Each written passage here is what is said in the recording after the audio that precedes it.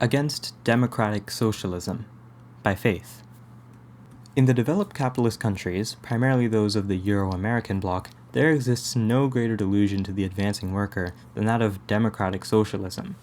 This term, democratic socialism, is utilized in its most predatory form in America, for it is in America that the most vile and repugnant opportunists cloak themselves in the demagogy of democratic socialism. The leaders of this quote-unquote movement within the bourgeois Democratic Party consist of the following: Bernie Sanders, Alexandria Ocasio-Cortez, and by extension the Squad, and most recently and importantly, Mayor Zohran Mamdani of New York City. Some of you readers may now ask, why are you so hostile to democratic socialism? Are you not a socialist? Do you not believe in democracy? To answer this, we must first examine the question as to whether these democratic socialists are themselves socialists or even democratic. In simple terms, socialism is the abolition of private property, i.e., property which is used in the creation of profit, coupled with the complete class rule of the working class over the illegal remnants of the capitalist class. This is known as dictatorship of the proletariat to Marxists. Therefore, it is quite simple to denounce the laughable idea that the leaders of the American quote-unquote democratic socialists are at all socialist. Rather, they are the leaders of the social democratic attempts at pacifying the workers' movement. This pacification is done through several methods. Most importantly is the appeasement of the working class through the granting of limited reforms that will lighten the burden placed upon the toiling people. These quote-unquote reforms are then just as swiftly ripped to shreds as soon as the capitalist class no longer needs to stifle the working class movement. We see this evidence through the sudden surge in democratic socialism last year that came with the candidacy of Mamdani. Mamdani's promises were in essence very mild and came as preparatory measures by the capitalist class for the soon-to-come ruptures that they knew would happen. Additionally to all of this, we can see the true class character of these fools directly through their actions. Is it not these same quote-unquote socialists who refuse to criticize Israeli fascism and in fact defend not only the right of the Zionist state to exist in Palestine, but also the right of this Zionist state's right to kill thousands of Palestinians?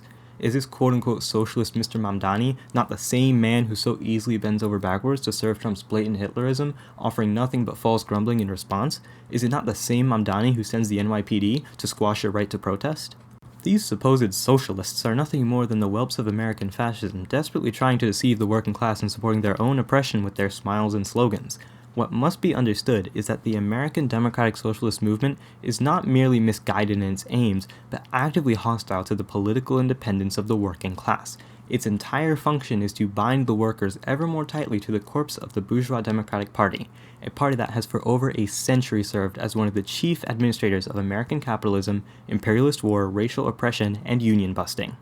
Every election cycle, this movement repeats the same charade. Workers are told that the moment is too dangerous, that the right wing is too strong, that unity with liberals is necessary, that now is not the time for rupture. Socialism is postponed indefinitely, always deferred to some future parliament, some future administration, some future balance of forces that never arrives. In this way, democratic socialism becomes not a path towards socialism, but a permanent argument against it. The Democratic Party is not a neutral arena that can be captured from within.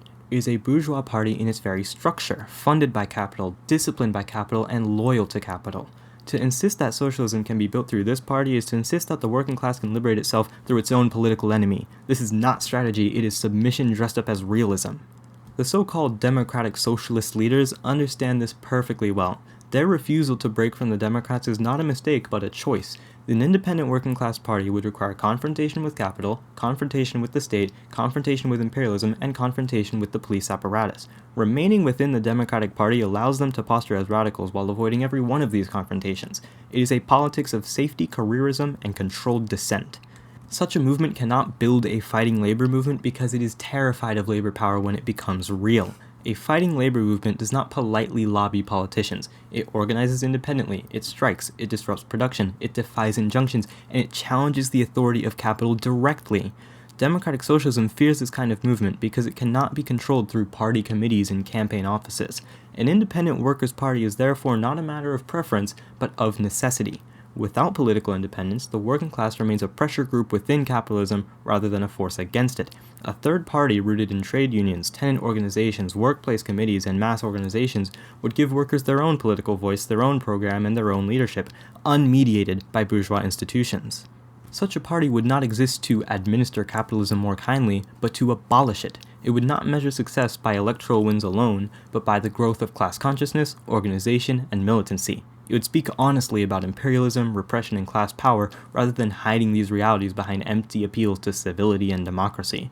Democratic socialism in America opposes this project because it would render it obsolete. Once workers begin to organize independently, the role of the democratic socialist politician as mediator, translator, and pacifier disappears. This is why the movement clings so desperately to the Democratic Party, even as that party wages war on workers at home and abroad. What is required then is not a better set of candidates within the existing order, but a fundamentally different political orientation. Socialism in America cannot be reduced to voting tactics, primary challenges, or the endless search for the next progressive savior.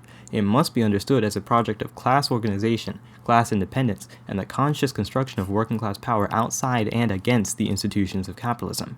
The first task of genuine socialism is the building of a mass socialist party that is independent of all bourgeois parties. Such a party cannot be an electoral vehicle bolted onto the Democratic Party during election seasons, nor a loose network of personalities and campaigns. It must be rooted in the working class itself, drawing its leadership, program, and disciplines from workers organized in workplaces, unions, and communities. Its purpose would not be to administer capitalism more efficiently, but to prepare the working class politically for the struggle to overthrow it. This requires clarity of program. A socialist party must openly stand for the abolition of private ownership of the means of production, the expropriation of major industries, banks, and landlords, and the replacement of capitalist rule with working class power. It must be honest about the fact that such a transformation will be resisted by capitalism and cannot be achieved through polite appeals or procedural maneuvers. Without this clarity, a party becomes merely another reformist formation, indistinguishable in practice from liberalism. Alongside this political task stands the necessity of rebuilding the labor movement on an independent and militant basis. In America, the labor movement has been systematically weakened by bureaucratization, legalism, and the subordination to the Democratic Party. Unions have been transformed from organs of class struggle into service providers and lobbying groups, more concerned with maintaining institutional stability than advancing workers' power. A genuine socialist orientation seeks to reverse this process. It works to transform unions into fighting organizations that are accountable to their members, willing to use strikes and collective action, and prepared to defy anti-worker laws when necessary. It insists that labor organizations must act as schools of class struggle, developing confidence, solidarity, and political consciousness, rather than as junior partners in capitalist management. Crucially, an independent labor movement cannot be built while it remains politically tied to a bourgeois party. As long as union leaderships funnel resources, energy, and loyalty into the Democratic Party, workers will remain trapped in a cycle of betrayal and demobilization. Political independence is therefore not an abstract principle, but a practical condition for labor revival. Beyond party and unions lies the question of power itself. Socialism is not simply a change in policy, but a change in who rules society. For this reason, genuine socialism demands the creation of organized instruments of working class power. These may take many forms depending on conditions, but their essence is the same. They are democratic, collective bodies through which workers exercise direct control over their struggles and ultimately over social production. Such organs arise in moments of heightened struggle through strike committees, workplace councils, neighborhood assemblies, and other forms of mass organization. Their significance lies not only in what they do, but in what they represent. They embody a different kind of democracy, one based on participation, accountability, and collective decision-making, rather than on distant representatives and professional politicians. The task of socialists is not to substitute themselves for these organs, but to help foster, defend, and unify them. Through these means, workers begin to experience themselves not as petitioners within capitalism, but as a class capable of ruling society in its own interests. This perspective offers Americans a real alternative to the dead end of progressive electoralism. It does not promise easy victories or quick fixes. It does not flatter the working class with illusions about painless change. Instead, it treats workers as historical agents capable of understanding their situation and acting collectively to transform it. Democratic socialism asks workers to trust institutions that have never served them. Genuine socialism asks workers to trust themselves, their collective strength, and their capacity to build new forms of power. The difference between these two paths is not merely tactical, but historical. One leads to endless defeat managed politely, the other opens the possibility, however difficult, of liberation.